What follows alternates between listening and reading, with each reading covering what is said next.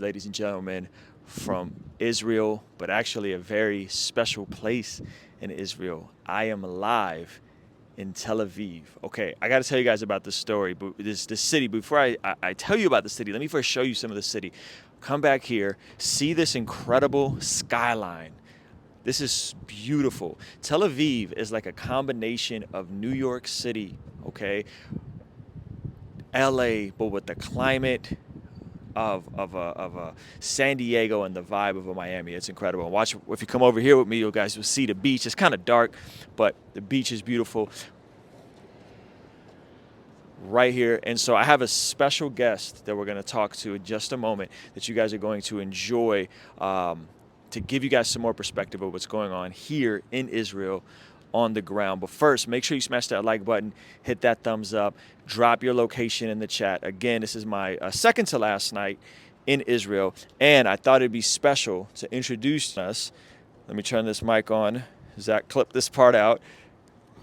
Boom. Guys, this is Ron. What is your last name, Ron? Ron. Lahad. Lahad. Yeah.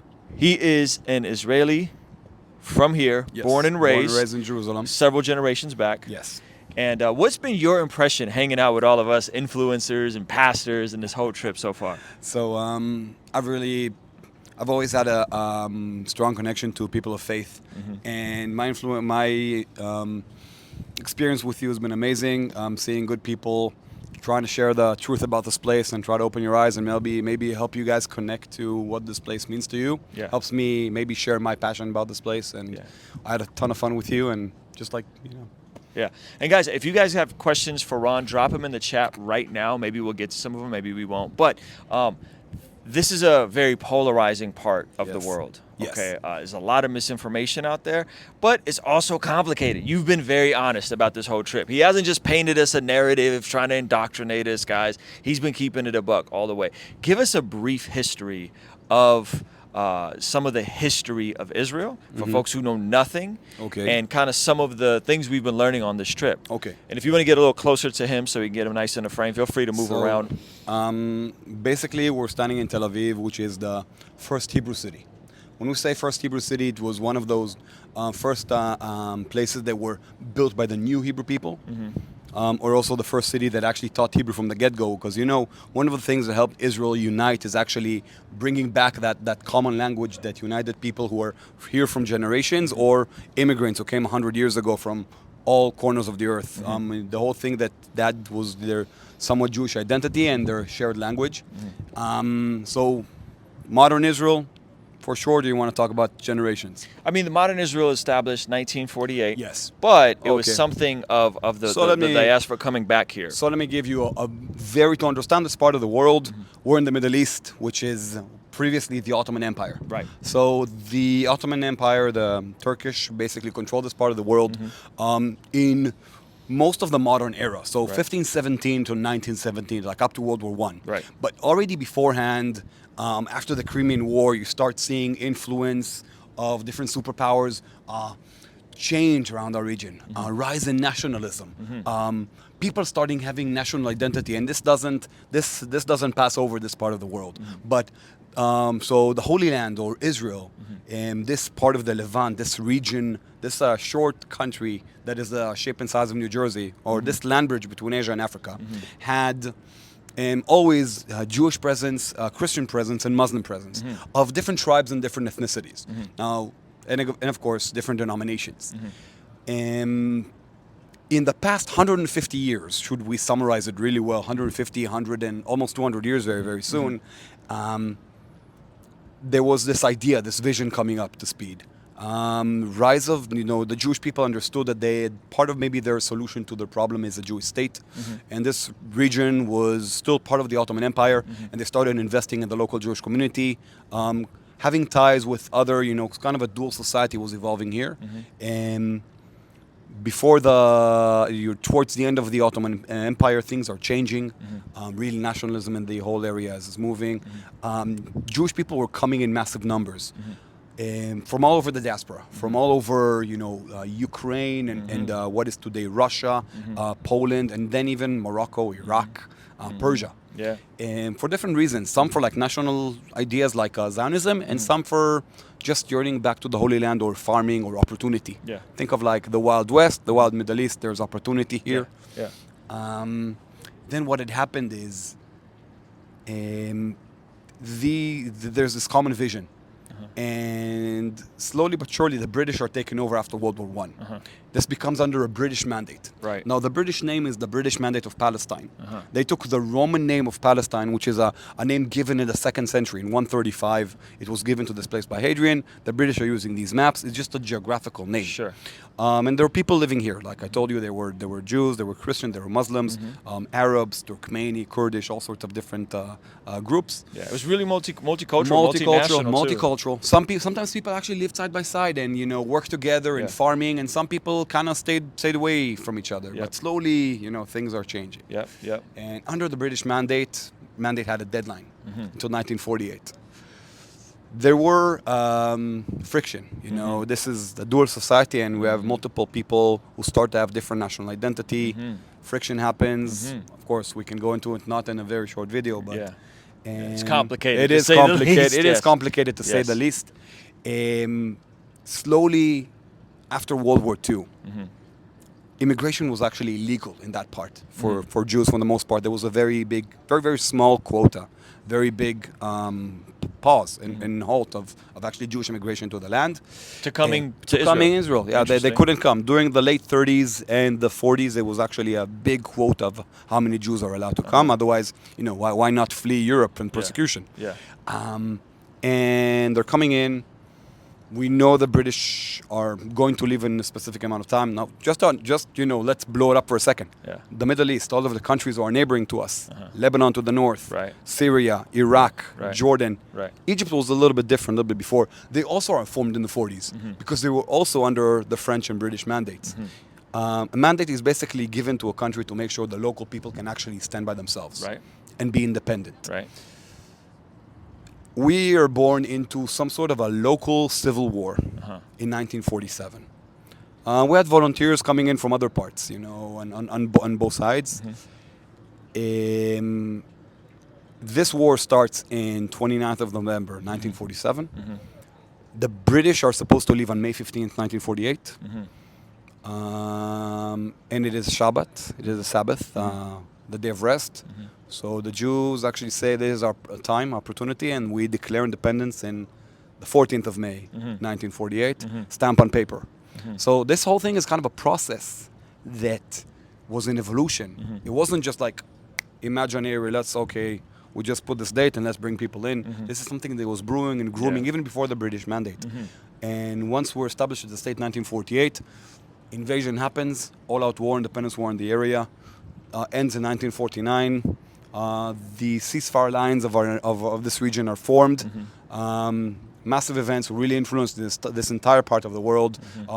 Population switches in terms of local Arabs who find themselves outside of the territory. Jews are kicked out of neighboring countries. We're talking in the hundreds of thousands of people coming in. And, we had a recession. And eventually, that's kind of the background who sets the stage to ours being a nation in its diapers. Now, of course, Israel's history has seen a lot of wars. Because you guys have had a lot of wars since 1948. How many wars has there been? So, when you talk about existential threats, we had wars 1948, we had 1956 in Sinai, we had the Six-Day War in 1967. We had the Yom Kippur War in 1973. The First Lebanon War. Then we had the regional intifadas. So from 82, then Intifada 87 to the 93. Then, of course, we had the second Intifada in 2000, the second Lebanese War in 2006. And then several military skirmishes down in Gaza. Since then, 2008, 2011, 2014, 2019, and just this August. Guys, if you're enjoying this video, smash the like button. If you have any questions for Ron, drop them in the chat right now. Maybe if you see an interesting question, you could let me know. So this is my perspective, and you tell me what you think of this. The nation is established in 1948, but depending on who you're talking to, depends on when you look at the timeline. Of course. Right? So if you're looking at what the Romans called this place, they called it Palestine. If you're going before the Romans, it's Israel. So if you really want to, for short, so the Romans called it only Palestine under Hadrian. Before that, when we're talking about the days of Christ, Jesus lives in Judea. we are called as Jews today because when the Romans also called it Palestine, even before that, we have the destruction of the temple around the year 70.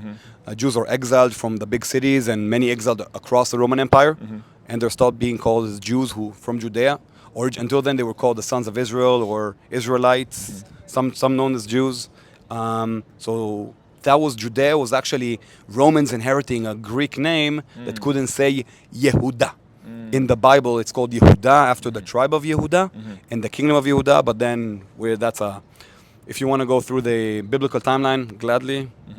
Yeah. Well, so what I'm noticing is the conflict in terms of Palestine-Israel thing is going to be when someone sets their date, right? Like if you're like, this is modern day Palestine. Well, you're in Palestine, not Israel, right? Yeah. It's on when you start your date. If you go pre, what is it? Hadrian. It's Israel. So or Judea. The land of Judea. So Israel is actually the ancient name, the land of Israel, the kingdom of Israel, the United Kingdom under David and Solomon, the kingdom of Israel. Yes. Then there was a split of Judah and Israel. Right. Now, when we talk about the name Palestine, it's a Roman name. Now, we always have an argument about a question of identity. Yeah. Also, here's the thing. Since the Hasmonean kingdom, who was here, the Maccabees, for those who don't know what Hasmoneans are, 2nd century until 1st century BC, the Romans come in, crown Herod. There isn't an independent kingdom. There is not an independent kingdom here. It's under empires until 1948. Which means under the Ottomans, it's a region, the Sanjak of Jerusalem, the district, towns around it. Even the name Palestine that the British are using for the maps wasn't a name of this area. They called it, by the way, when my grandparents immigrated in as infants, my great-grandparents, they came to Palestina because that was the name of the land of Israel. It was like a synonym. So when you talk about, if you want to talk about is it Israel or is it Palestine, those are many things of who drove who out and what are the conclusions. Those are you're absolutely right, Ruslan, when you're talking about the timeline. Now, of course, it's not about right and wrong. It's about point of reference. If I'm going to take 1948 as a point of reference, I'm going to have specific conclusions. Sure. If I take 67, I'm going to have no others. If we go back to when land laws happened in 1865 under the Ottomans, we have completely different conclusion. 17th century, you get my point. It depends on when you start. When you start, So here's some of my views in terms of what I'm seeing with my own eyes. I'm seeing Jewish people, Israelis with the yarmulkes on. And I'm seeing people of every shade, complexion. I'm seeing guys that are whiter than me. I'm seeing guys that are your complexion. I'm seeing guys that look Arab. I'm seeing guys that look black. I'm seeing every single complexion. And all of these people are here under the national identity of being Israeli citizens, but also of being Jewish. Arab Jews, white Jews, black Jews, all types of different Jews. Now, when you say Arab Jews, you can say about ethnicities and Jews who came from Arabic countries. Judaism is both a religion and an ethnicity, but which kind of makes it confusing. It is confusing, So now, again, people are free to argue, but Judaism was passed on maternally for at least past 2,000 years. So there is an ethnic part to it, but it's also a religion. Some people are born Jewish but don't practice the religion, but they're known culturally and ethnically as Jewish. Some people can convert and actually join the group. But in Israel, you'll be surprised. So Israel today is about just over 7 million Jews. Now, some say 7.5, depends, of course, on the census and measurements. 9.5 million, we're talking about Israeli citizens. 2 million of the Israeli citizens are actually non-Jewish, predominantly Muslim Arabs. Interesting. We also have Christian groups. We have Druze, who are their own ethnicities.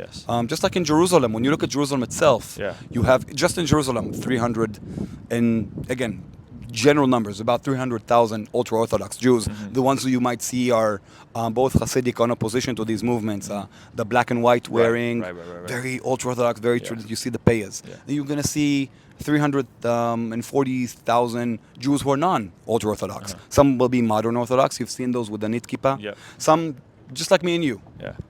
People who are of regular features, dressed generally, either people who are believing and people of faith who are practicing religion, or some people who just live day to day their lives, don't keep kosher and nothing. While in Jerusalem itself, you also have about 300,000 Muslim who are either having themselves either Israeli citizens or residents of Jerusalem. You also have Christians in the land. Now, the Christians in Jerusalem, we have Armenian, we have Orthodox. Shout out to the Armenians. Strong community. We have Armenians, you have Orthodox, you have Catholic. In the north of Israel, and we have, of course, Protestant streams here. We even have Messianic Jews.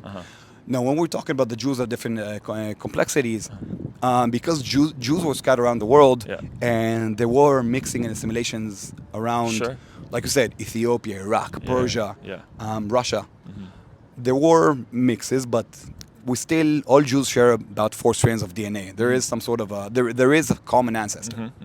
Okay, and in Israel, it's not just it's a Jewish state, but there's of course non-Jews here. There's even, by the way, Arabs who are not Muslim and Muslim who are not Arab, like the Circassians. Got it. So it's a melting pot. It's a melting pot. Now, here's my view. Your men have to serve in the military. Yes. For 3 years. Women serve 2 years. Yes, sir. Mandatory. Yes. For Israeli citizens. So for majority of Israeli citizens. Yes. So, and it seems like one of your guys' views is like, hey, Israel deserves to exist as a nation. Yes. And then you, as a man, have to grow up and serve and protect and learn to protect your country. Yes. What do you think that does to the perspective of young men in Israel and just growing up, your perspective growing up here in Israel, and what is that like? So here's the thing. I'm a very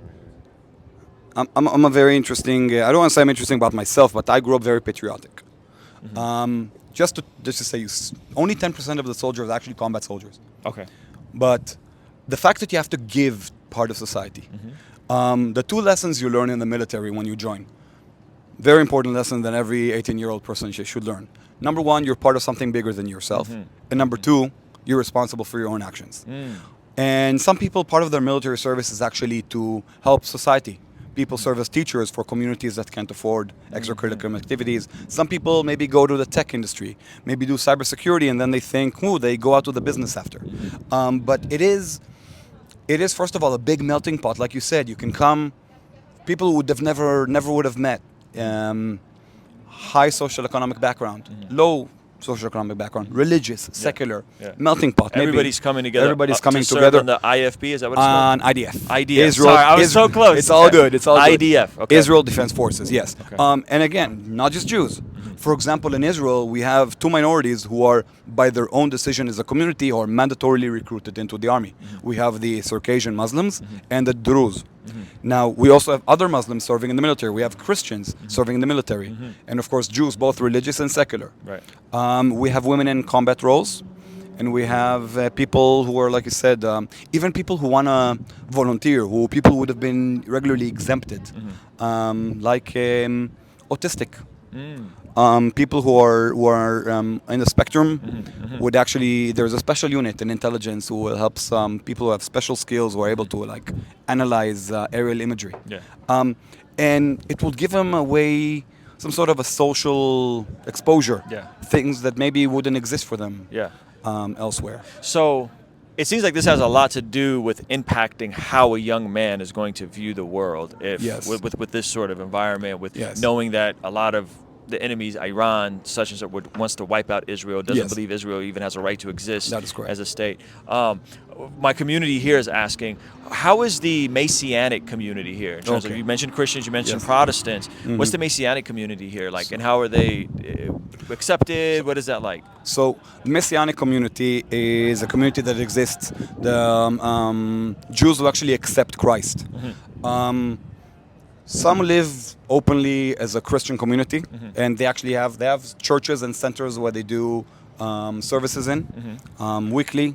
They're a strong community. Some of them actually they serve in the military.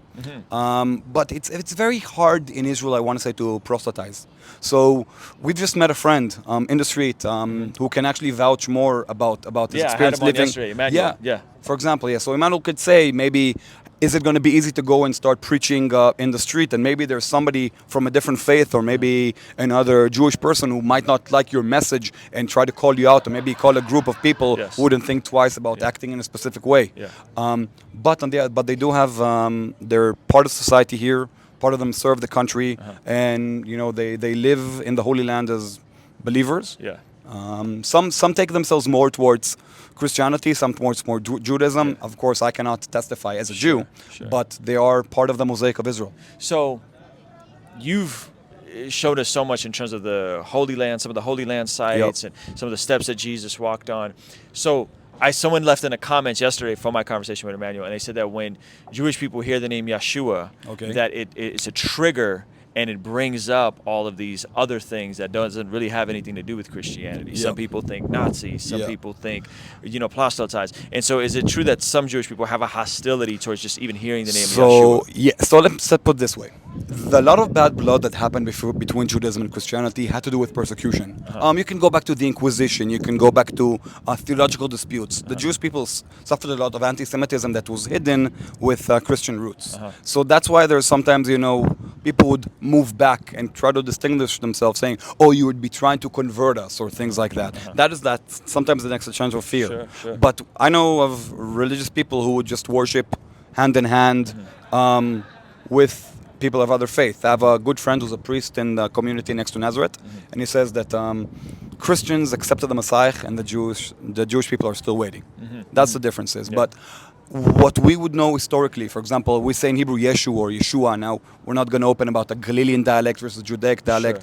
I'm not going to say it's a derogatory way of saying the name, but some people would say there was in history bad blood between Christianity and Judaism that has to do with persecution. Yeah. Do you feel like that's being mitigated now? Do you feel like everyone coexisting in Jerusalem is it getting better or is it getting worse? I think that some communities would actually, there is friction. I'm not going to sugarcoat. There are some places where some communities are not as tolerant, but it's nothing that you cannot generalize.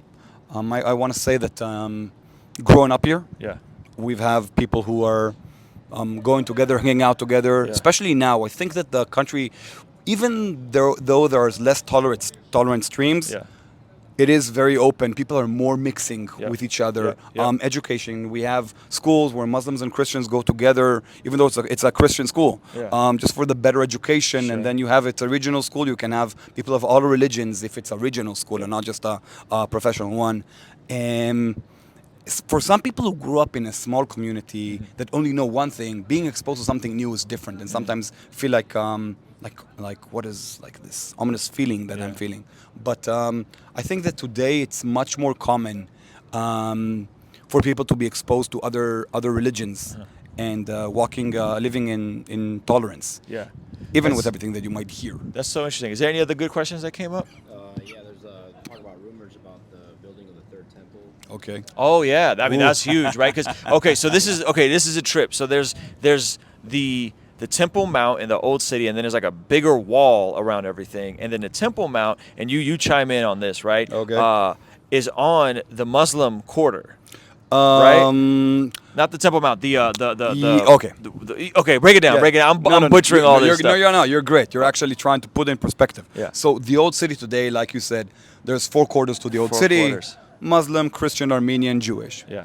I just want to shout out all the Armenians. We got our own quarter in Jerusalem, okay? That should tell you that, first Armenian Christian nation. Okay, I'm going to stop flexing. Go ahead. So again, I'm sorry for my voice being a little hoarse from all the week. You're good. So here's the thing. Talking about the construction of the third temple. In Judaism, it's kind of a weird mindset. The temple... In Judaism, some believe that the temple will be coming down from the heavens. Some say it will be built by man. While the Temple Mount is inside the old city. Right. Okay? Just to remember, the Temple Mount, Mount Moriah, was part of Jerusalem, was actually purchased later on by David. Solomon built a temple on it, and from that on it becomes known as Temple Mount. Right.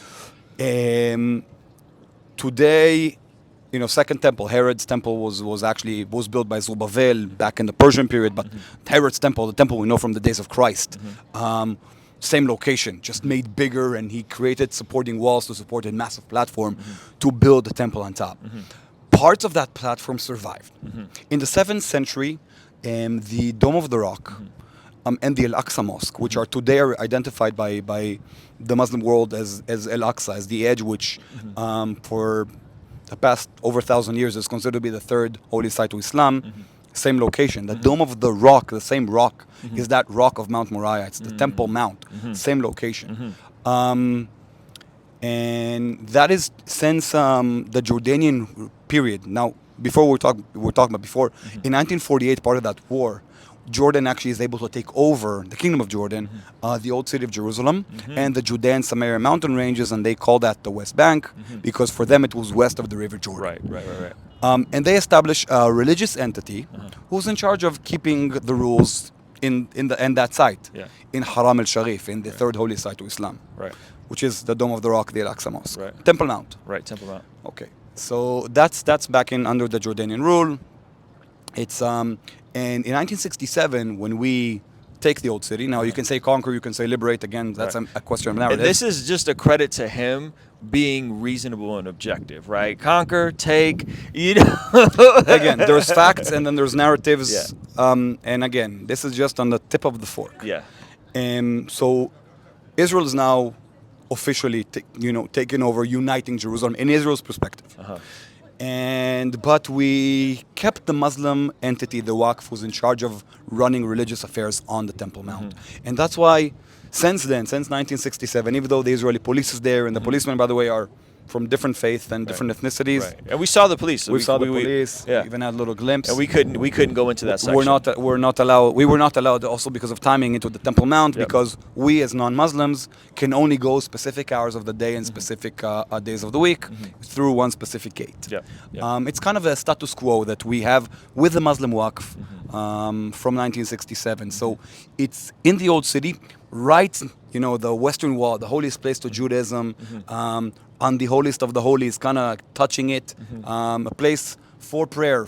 We've seen that together. And we streamed the Western Wall. Christian, Jews, and Muslims, and of all faith can pray there for free, 24/7, as a clean, sterile area for people to be undisturbed while worshiping.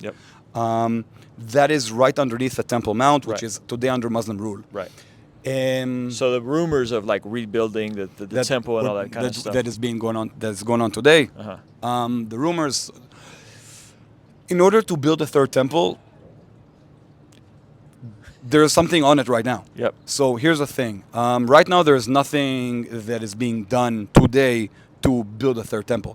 That building that stands there, the Dome of the Rock, is the oldest standing building for 1,300 years. And that's not going down anytime soon. Not anytime soon. But here's the thing.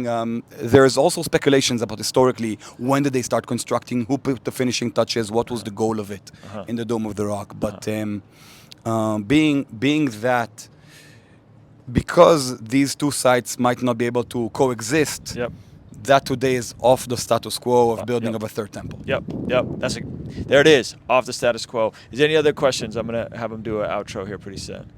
The significance of the Euphrates River. We'll skip that. We'll skip that for now. Talk to the people as an outro. Let me see how much time we at. What's the time? We're at, okay. Oh, gosh, this is long. We're almost at 30 minutes. Okay. I'm sorry. So no, you're great. So I'm gonna be doing a after party stream, guys. So you can come hang out. Zach will be resetting this to redirect here in a moment. But we have folks watching from all over the world, primarily folks in the United States. So you, as a Jew, as an Israeli, what message would you have for the folks watching this in terms of just Israel? What's your heart for the folks watching this and our view of Israel? So, friends, I hope that through Ruslan's videos and basically through our trip, maybe we hope to expose this part of the world to you. I want you to know that Israel is a peace-loving country, that Israel is a place for everyone. And I invite you guys to see it for yourself and just come to our Holy Land. We love you guys here, especially there's a everlasting connection between the United States and Israel and between Israel and the parts and anybody in the world. And that's about this. That's about it. Guys, make sure that you like this video, leave a comment with your thoughts, and I'll put together a playlist of some of my other interviews that I've done here in Israel. Me and Zach will put it up somewhere over here. All right, thank you.